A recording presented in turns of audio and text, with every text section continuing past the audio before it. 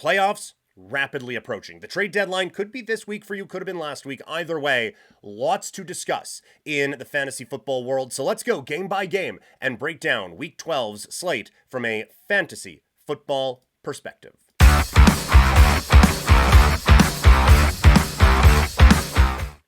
All right, we already have a fantasy question in the chat. This one from Abraham Pena, 1546. Hey! Hi. Trade Hampton for Kittle. I have Cook, Genty, Aaron Jones as running backs, and Goddard as my tight end. I would do this, yes. And honestly, like, if this were a dynasty league, I would have a bit of a meh on it. But even then, if we're going for a championship, I think you just do this one. But yeah, I would I would like this, absolutely. I think Hampton, again, I like Hampton as a running back of the future, but we don't know what the injury situation is going to be. We really don't know what the offensive line is going to be with the Chargers. And George Kittle, he's got his quarterback back, and boy, does Brock Purdy like throwing to George Kittle. So Abraham Pena, I love that move for you there, getting Hampton for Kittle. We already have a good running back situation there with Cook, Genty, and with Aaron Jones. Hampton, that this is a luxury play. Trade from a strength, fill in, Goddard. That offense, it's a lot. So I think this works out a lot. I really do like that one for you there. Abraham Pena, 1546. We have K-Space 91. Pick 2. Aaron Jones, Dubs, Booty, Godwin, Shakir. Full PPR, 1 flex, 1 wide receiver. Also saying, thank you, dropping a like and a sub. Well, thank you very much. I appreciate that, K-Space. Thank you so much for that. All right, so we're picking 2. Aaron Jones with Minnesota, the Vikings. I did all my prep this morning. I should know this. So we have Vikings against Packers with our first 2 there with Jones and Dubs. Booty with New England taking on the Cincinnati Bengals. Godwin with Tampa Bay. They are going up against the Rams. And Shakir is going tonight against the Houston Texans. I honestly, like, for rest of the season, I don't think there's any way I would say this, but I think for 1 week, I think you kind of have to put Booty in one of these spots. It's a great matchup against Cincinnati. They are giving up the most points to everything. So that is a matchup that I think we take advantage of, K-Spapes. So I would go Booty there.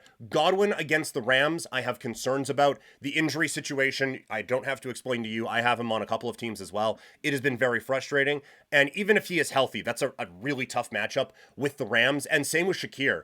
We just finished breaking down the Thursday night game. Shakir, it's a really difficult matchup against the Houston Texans. They have given up the 3rd fewest points to wide receivers this year. I think it's going to be a low-scoring game on Thursday, so that kind of X's him out. And so now we are going with either Jones or Dobbs in that Minnesota-Green Bay matchup.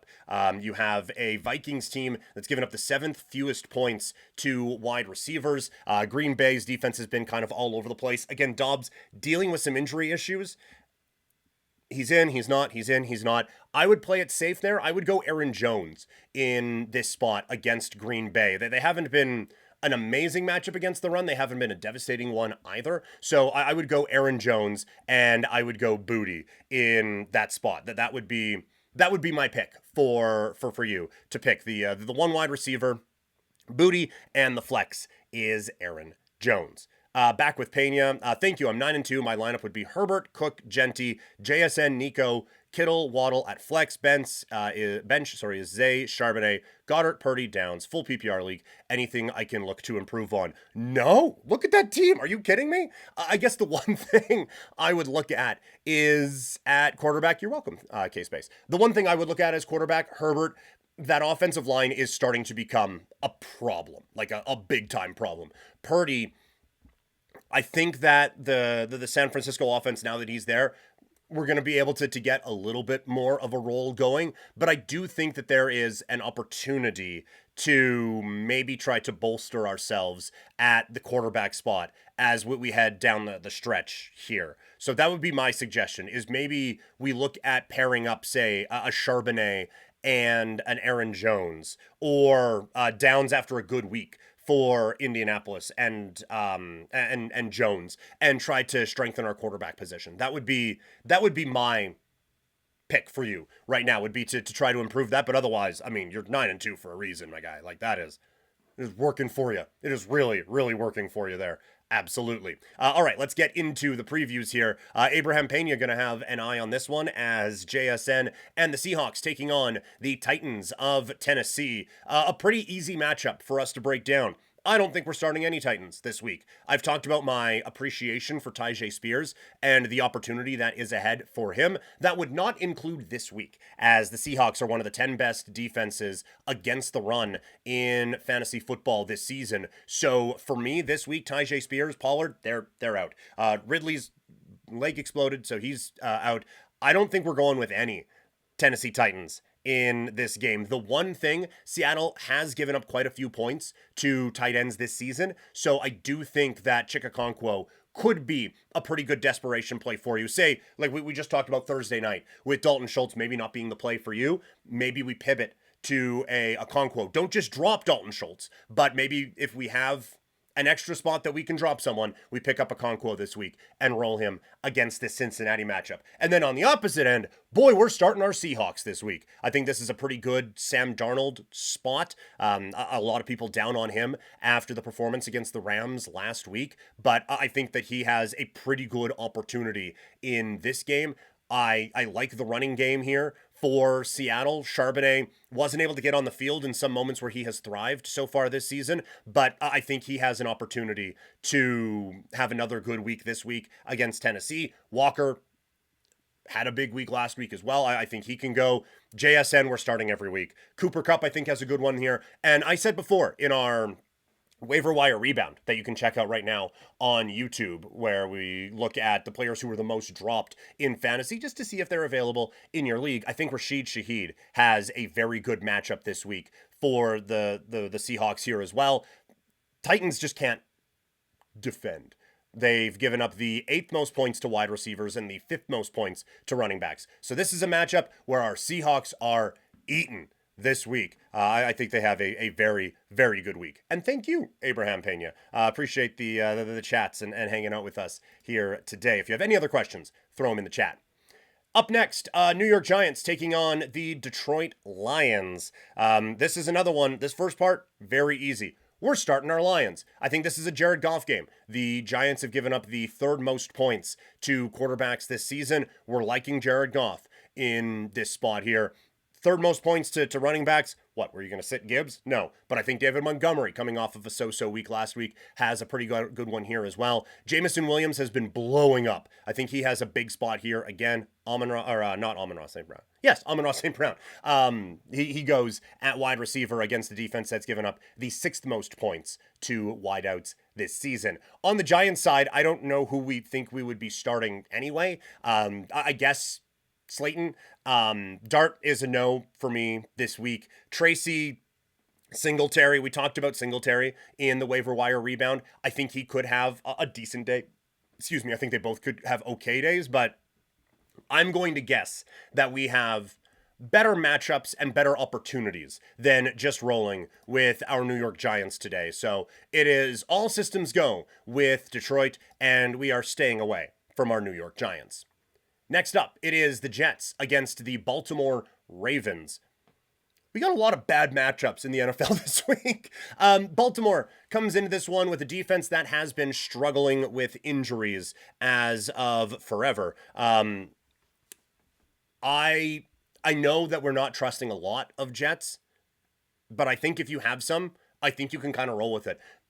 We have to be incredibly desperate for Tyrod Taylor to be our quarterback this week. But Breece Hall, I think, has a fine week. Baltimore's given up the 10th most points to running backs this season. So I think we can pretty comfortably roll with Breece Hall in this spot. Taylor at tight end. Baltimore has actually done a pretty good job of taking tight ends away, but I still think that Taylor could be an option for you. And we'll see about who is healthy in the pass-catching game for the Jets. But I think that maybe if there is a receiver on your roster with NYJ beside him, I think we can go with that as well. On the Baltimore side, we're never sitting Lamar. We're never sitting Derrick Henry. I think this could be a decent Justice Hill game. as he has kind of shown, because I don't think this is going to be a particularly close football game.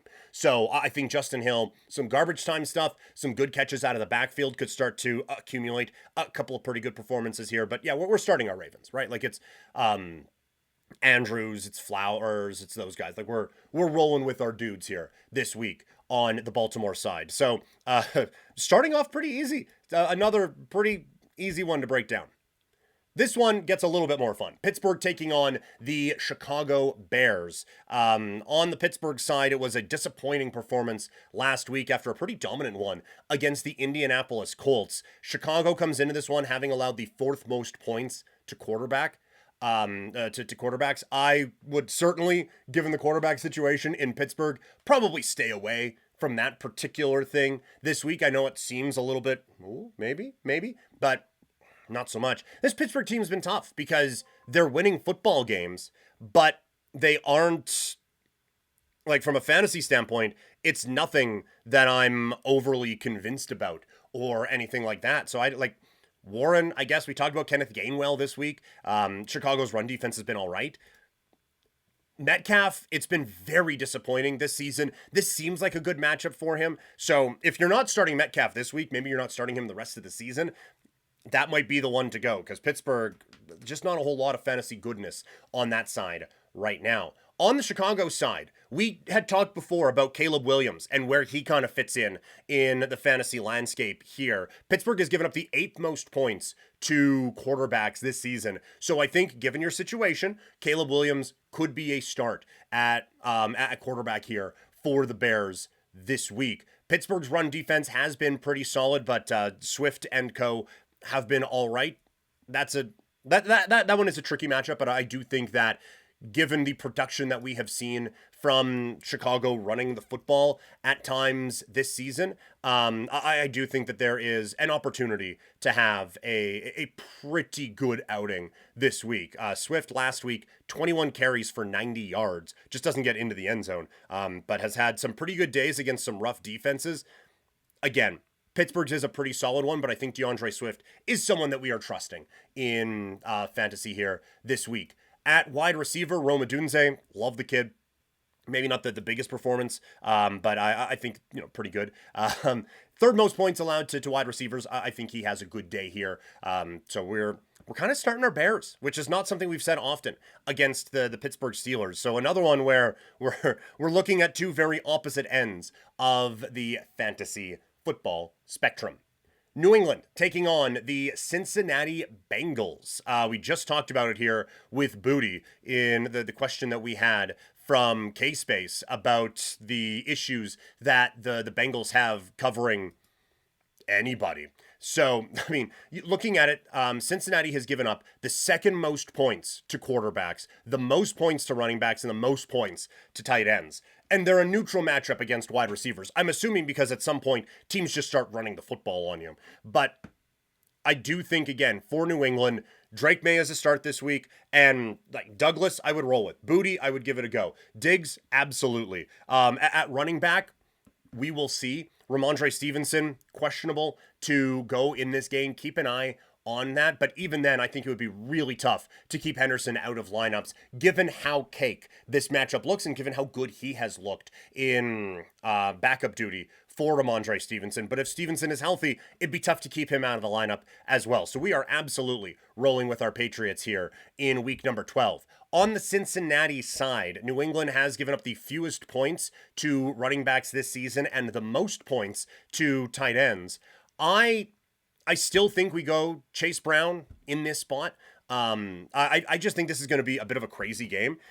Again, Patriots run defense is pretty good. But let's see. How has Chase Brown been doing the last little bit here? Chase Brown, yeah, obviously, like he's been doing well.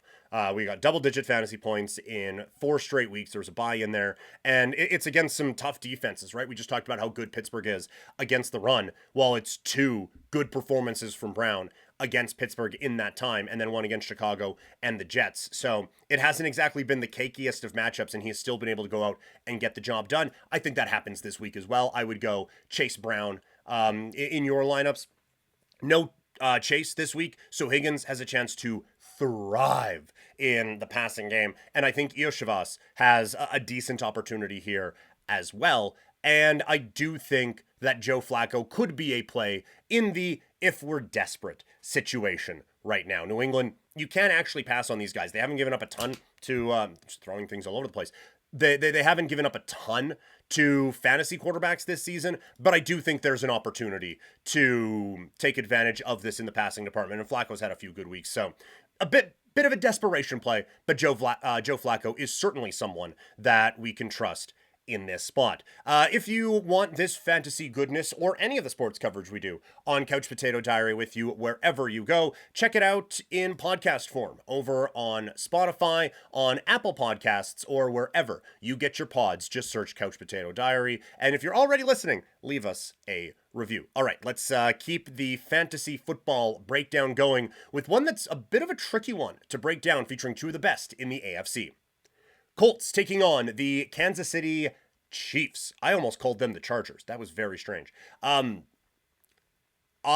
have a very difficult time breaking this one down because on the one hand, it's the Chiefs. But on the other hand, it's the Chiefs. They haven't done that great this year. Patrick Mahomes has looked like Superman, but he's also missing a few things now. And on the Indy side, the defense has had some pretty good weeks, but you've been able to get at them. That being said, it's a good Kansas City defense, but a really good Indianapolis offense. So there's a lot of perception versus reality that is going on in this matchup that I find very intriguing. On the Colts side, it is Daniel Jones going at quarterback, obviously. The Chiefs have allowed the 10th fewest points to QBs this week. I would probably steer clear of old Indiana Jones here, or as Chris Harris calls him, friend of the show, Chris Harris, on the Harris Football Podcast, calling him Danny 10-cent piece for the Danny Dimes nickname that he had a couple of years ago. I would be avoiding old Daniel Jones in this particular spot. I think Kansas City's defense is a bit too much, and I think there are some better options out there. A Caleb Williams, for instance, or as we talked about before, with Brock Purdy at quarterback there for Abraham Pena, 1546. At running back, I know that the Chiefs are good against the run, seventh fewest points allowed to RBs this season. We're not sitting Jonathan Taylor in any instance. I don't think that we're sitting Pittman either, even though, again, Chiefs very good against wide receivers, 6th fewest points allowed to wideouts. I'm sitting him in the Vampire League, but that's just because I've been able to vampire away a few receivers from some teams this season. So Jefferson Igbuka is a difficult nut to crack, I would say. Although the Igbuka-Pittman one, thinking about it now, given the matchup with the Rams, back and forth on that a little bit. But either way, right now, Pittman is certainly on my bench. But I would imagine that that's not necessarily a luxury that a lot of other people would have. But the other weapons that we look at with the Colts, I think we're sitting them this week. I don't feel good about Pierce, even though they are using him in a bit more of a nuanced role than just, hey, run fast. And downs, it's a bit of a trickier spot for him as well. So we're not going as all out with our Colts as we have in the past, but we are still starting the big guy, Taylor, and then the rest, we'll see. On the Kansas City side, Mahomes has been good for fantasy again this season. He's got some of his toys back, so I think we can go with that. This is a Colts defense that you can get some points on, so Mahomes is going to be our guy. It is probably wait and see on the backfield situation. I was big on Pacheco coming into the season. He's going to be back from injury. If you've needed him, I get it's tough to keep him out of the lineup, but I think there are going to be some better spots. I kind of want to see what it looks like before we're throwing Pacheco back out there. Rashee Rice is a good spot for him. Colts have given up the 10th most points to wide receivers this season. So we had kind of given out in the waiver wire rebound the Hollywood Brown suggestion. I think there's an opportunity for Brown to have a bit of a safer day, but a decent one nonetheless. And Xavier Worthy could have a big pop-off moment. And Travis Kelce beasts out last week and now faces a defense that's given up the 4th most points to tight ends in fantasy football. So I think there are some options for Kansas City here this week. So this is one of the first ones where we feel good about what's happening on both sides of the football, which is a nice change. Next up, massive game in the NFC North. We'll talk about the real football implications, predictions, all of that. For those watching in the live stream, later in the stream. For those listening in podcast form, that's going to be on the Friday podcast. But it is the Vikings taking on the Packers. Minnesota's defense has been difficult against fantasy teams this year. Green Bay's offense has been difficult to figure out in terms of fantasy this season. So, looking at it, I think Jordan Love, we can probably find a better option than him this week. This is a very well coached Minnesota defense, and I think that they're going to give Love a few problems in the passing game. Emmanuel Wilson checks in at running back for Josh Jacobs. Probably, if we have him, we spent a lot of fab on him this week, or a high waiver wire priority. I think it's a neutral matchup. I think we can feel good about it. It's not a must start by any stretch of the imagination, but it's one that I think we can probably squeeze him into our lineup, depending on what else we have going on at running back. For the receivers, this is such a difficult team to get a grasp on because of all the talent that they have all over the field. I feel like Watson is one that could have a pretty good opportunity here, but honestly, if you feel like just sitting your Packers receivers this week, I don't blame you. Minnesota, 7th fewest points allowed to wideouts this year. So, like, Golden's a no. Dobbs, we talked about in that chat about Aaron Jones, who we'll get to here in a second. Dobbs is probably a no. Like, I feel pretty good that you would have some better options at wide receiver this week than the guys that Green Bay could be throwing out there. And it's unfortunate that Tucker Kraft isn't here because Minnesota 7th most points to tight ends allowed.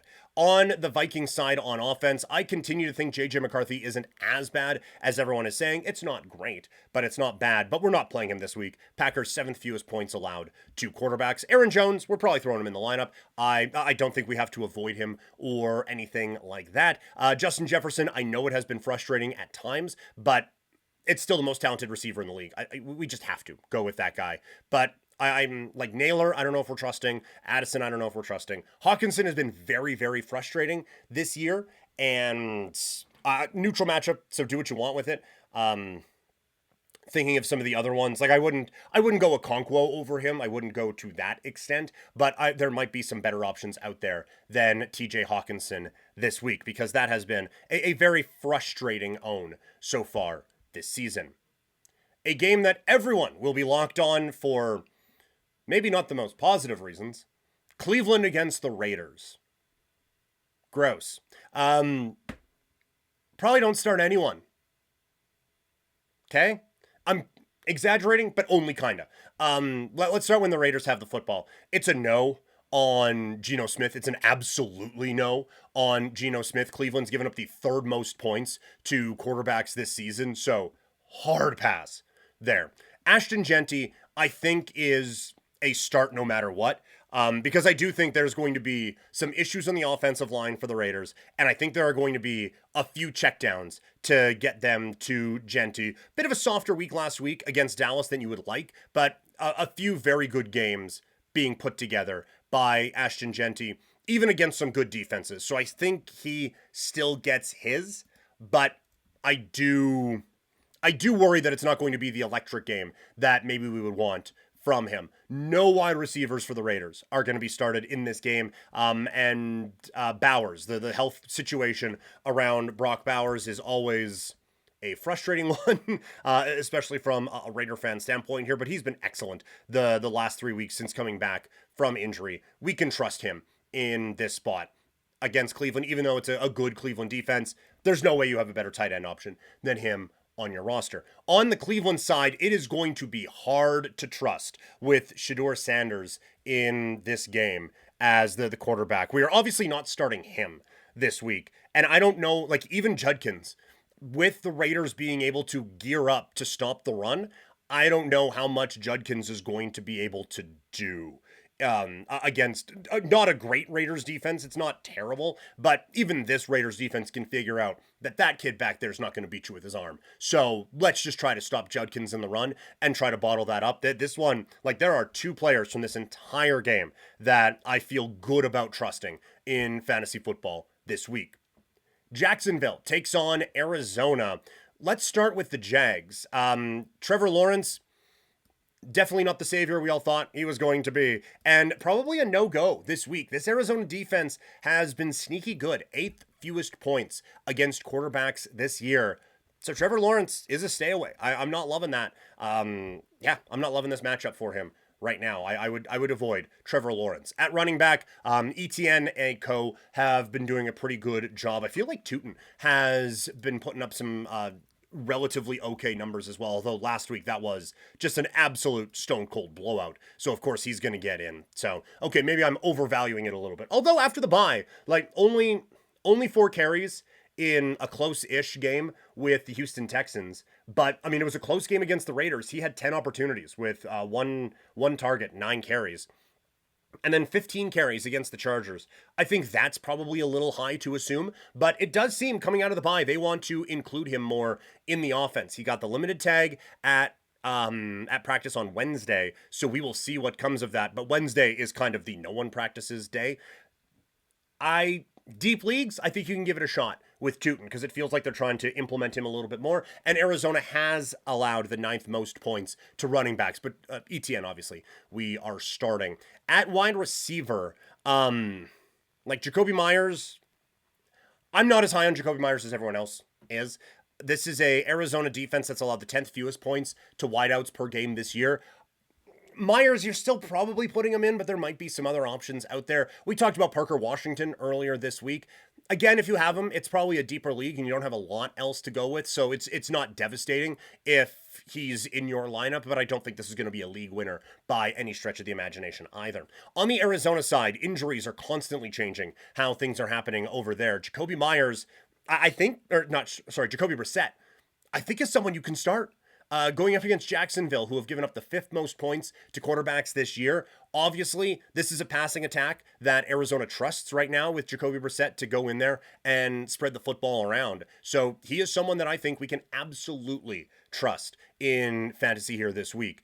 There's confusion always in the backfield for Arizona. You are facing a Jacksonville defense that's given up the 4th fewest points to running backs. Bam Knight, though, I still think because of the volume that he could get, especially around the goal line, I think Bam Knight can be a flex option for teams this week. And then Wilson with no Marvin Harrison Jr., I think Wilson has a pretty good day. That would be someone who I would be looking at starting 100% there. And even Dortch might get a couple of opportunities against a Jacksonville team that's been kind of neutral against wide receivers. So those are a couple of options that I think we can kind of roll with here in the wide receiving room for the Jacksonville Jaguars and for the Arizona Cardinals. A sneaky fun matchup on Sunday.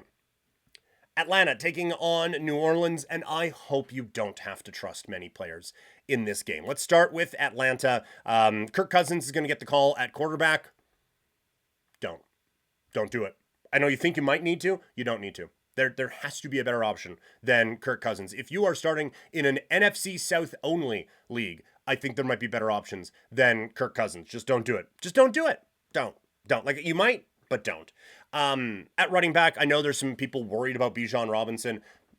Dude's a stud. We're going with that. Algier, deeper leagues, like he is always going to get his in this Atlanta offense. So deeper leagues, that there is an opportunity for him in what I think is going to be a game where they're going to try to kind of put this one away. It's actually been a bit more limited, Algier, than I'm expecting. Just looking at it here, like 11 carries in the loss against the Colts back in week 10, but only 5 opportunities against Carolina. Now, at the goal line, so that helps. And that has kind of been where a lot of the big scoring has been done for Algier. But I guess I've kind of haven't looked at Algier's stuff in a while. I've been holding on to those first impressions where he was a bigger part of the offense, but he is still going to be a part of things in Atlanta, but maybe it is more a handcuff than a week-to-week option in that backfield. No Drake London because of the injury, so I think Mooney can have a decent day in the passing attack, and maybe with no London comes a Kyle Pitts opportunity at the tight end spot. So that would be potentially something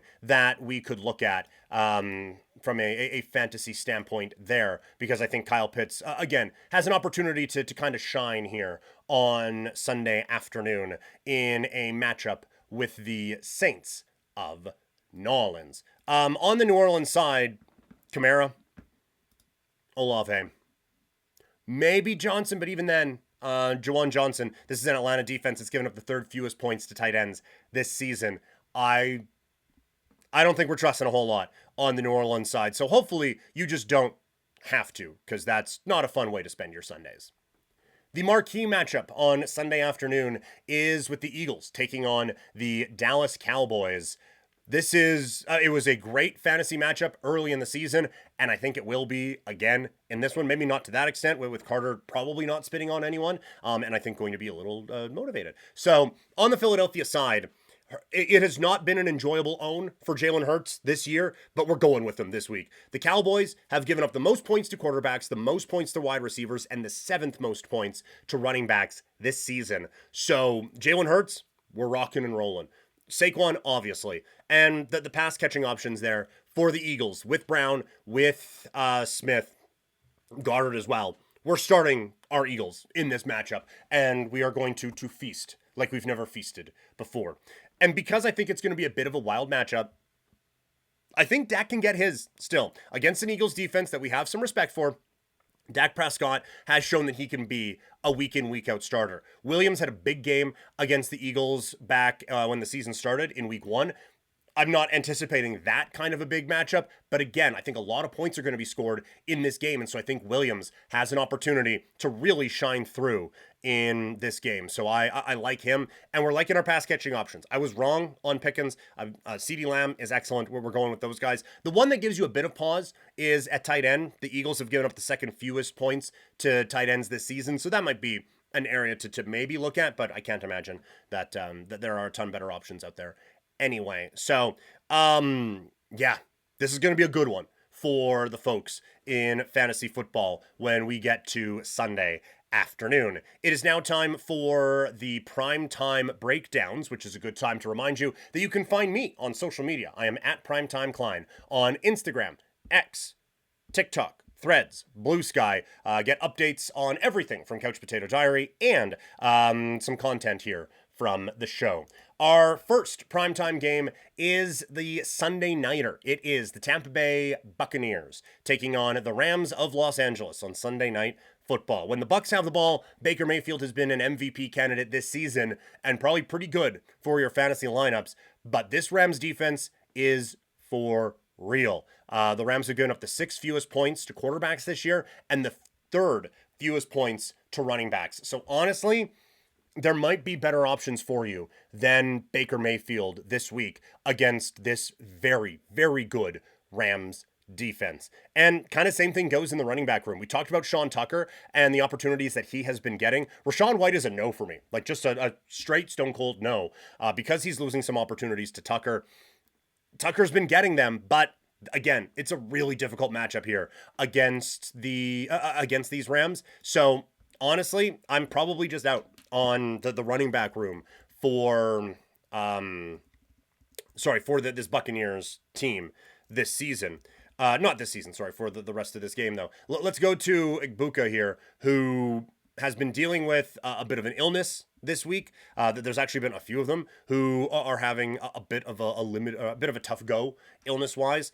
Godwin ramping up. Anyway, if Igbuka's healthy, we're starting him, but that probably is the only wide receiver that we're trusting for Tampa Bay this week. And then at tight end, Otton, it's not the toughest of matchups. Again, given that there may be some limited options, I think Otton could have a decent day here for the Bucs, who I anticipate will have to throw a little bit because they are down. On the Rams side, Tampa Bay has actually given up the 7th most points to quarterbacks this season, so I think Matthew Stafford is a pretty good play in this spot. Obviously, Kyren Williams is a go, and Tampa Bay's given up a few points to running backs, so I think Blake Corum has an opportunity to be kind of a sneaky deeper league start for some teams here this week with a good matchup against Tampa Bay. In that receiving room, we're starting our guys. Devontae Adams only gets 1 catch last week. It was a touchdown, though, so it helps things out. And again, it's a good matchup here, so if you have a Rams receiver, we're probably throwing them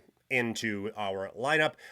Some injury issues maybe for Higbee coming out of that game with the Seahawks, last week for the Rams. Let's just see here what the update was there. Oh, he's just been injured.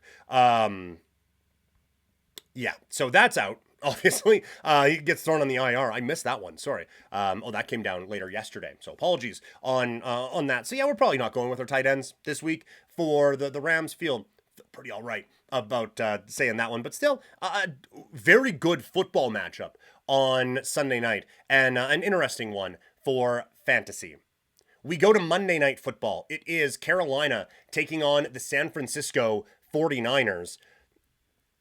Just looking at the two teams, you think, okay, this is like what we started talking about. Lots on one, very few on the other. And that's kind of right, but not in the way people think.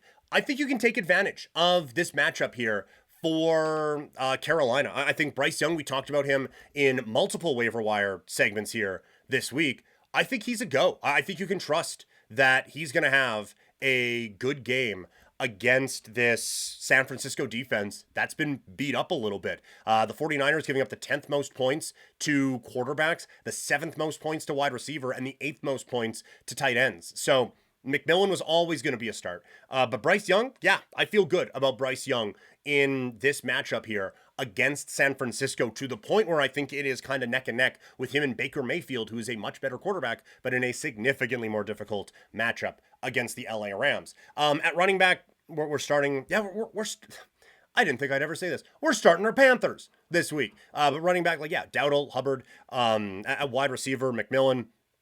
I even think Xavier Legette, if you need a big home run swing on a Monday night, can be a pretty good big home run swing for you. And Jatavion Sanders, who we've talked about, can be a bit of a desperation fill-in for you. If, say, you lost Higbee, I think that could be a decent one. I would say either him or Okonkwo could be some pretty good fill-ins for you if you lost out on Tyler Higbee. On the San Francisco side, Carolina's defense has actually been all right. 9th fewest points to quarterbacks this season.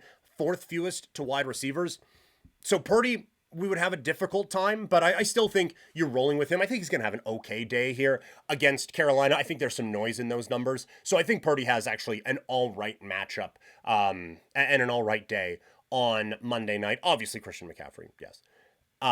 Ricky Pearsall, I know maybe not the week that he wanted last week, but I still, against this Carolina defense that's good against wide receivers, just a hunch, I feel like Pearsall has an opportunity to have a decent day here. And Kittle with Purdy, that is a match made in heaven always. So that's a matchup that we're taking advantage of each and every week. So there you go, breaking down every game from the Week 12 slate in fantasy football. If you're watching in the live chat, not going to be done. I mean, we are done talking fantasy football, but not done talking football. And if you have any questions at all, throw them into the chat at any time. I will wrap up whatever I'm talking about, and we will get right into your questions. So that's kind of how we do things. I know I have a plan for what I want to do, but I always hope that the questions just completely derail all of that, and we just have to keep bouncing around to those for the entirety of the stream. So whatever you want to talk about, even if it's not what I'm talking about in that moment, just throw it in, whatever's on your mind sporting-wise, and we can chat about it at the next available opening.